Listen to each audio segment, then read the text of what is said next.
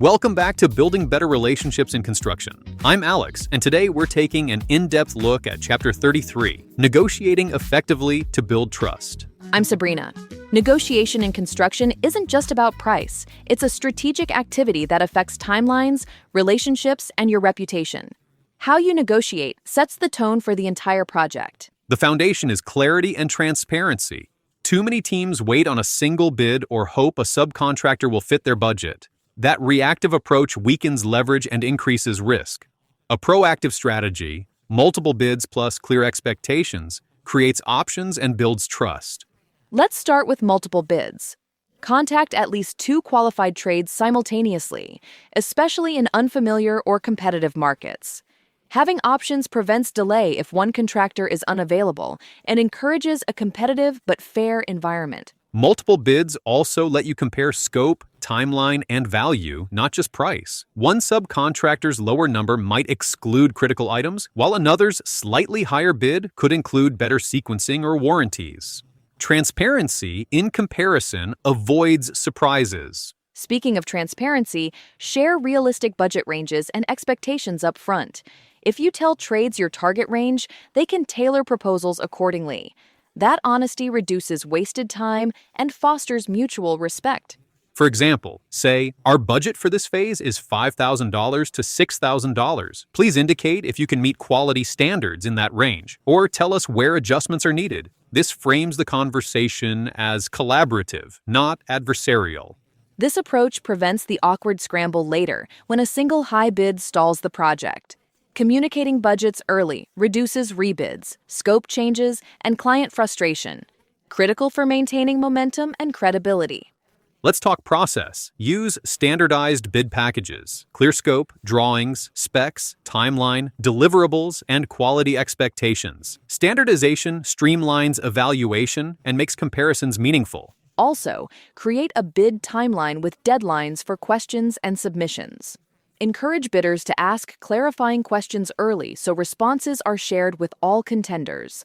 This levels the playing field and cuts down on misunderstandings.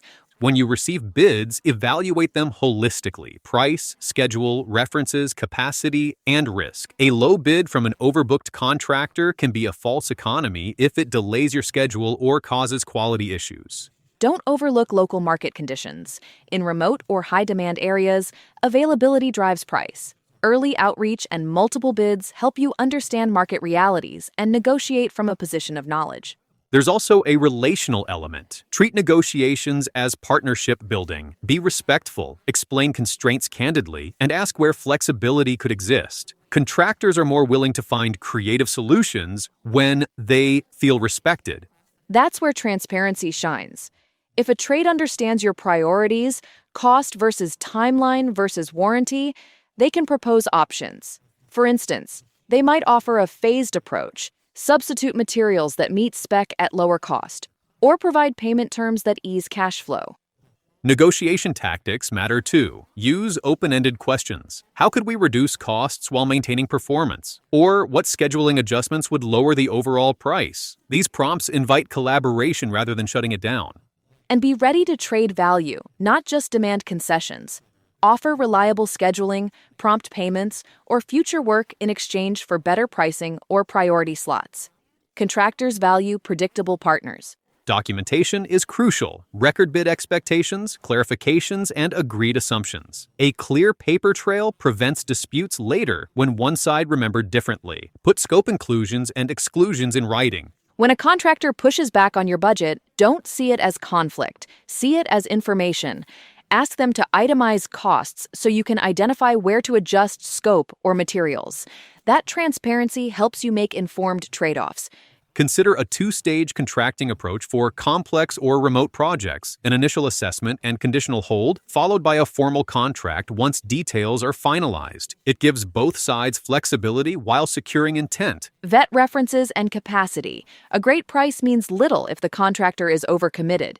Check recent projects, talk to past clients, and confirm their staffing and equipment to ensure they can meet your schedule. Communication with clients matters too. Explain your bidding approach, why multiple bids and transparency protect their interests. Clients prefer to hear you're thorough and fair rather than reactive and rushed. That explanation becomes a selling point. Show clients how you balance cost, quality, and schedule through a disciplined procurement approach. It reinforces professionalism and reduces later objections. Train your team on negotiation principles. Standard procedures, scripts for budget disclosure, and evaluation checklists make negotiations consistent and fair across projects. Embed negotiation metrics into project reviews. Track bid timelines, number of bids per trade, difference between low and median bids, and post-award performance. Data helps refine your strategy over time.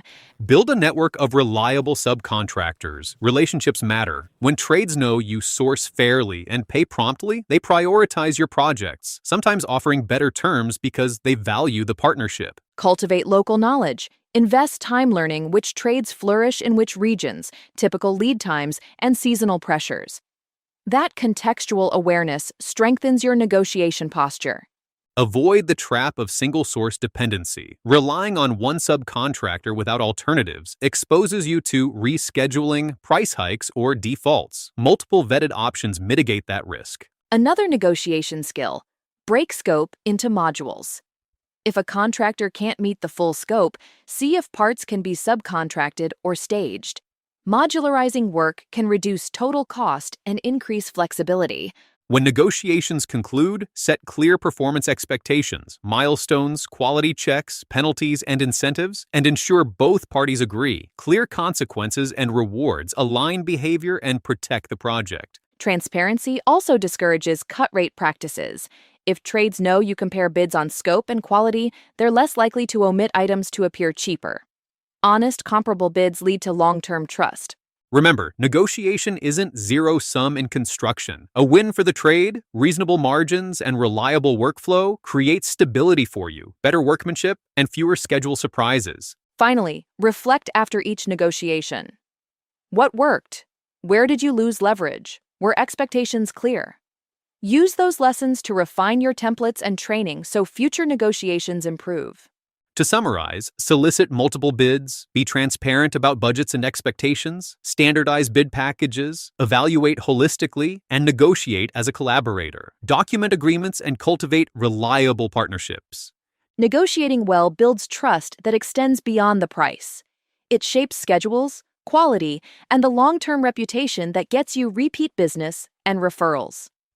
Thanks for joining us for this deep dive into Chapter 33, Negotiating Effectively to Build Trust. I'm Alex. And I'm Sabrina. And remember, this podcast is based on the principles and practices found in the book, Building Better Relationships by Paul Schwinghammer. Available in multiple formats, including audiobook on Amazon and Barnes & Noble. Practice transparent, collaborative negotiation, and keep building better relationships in construction. Goodbye.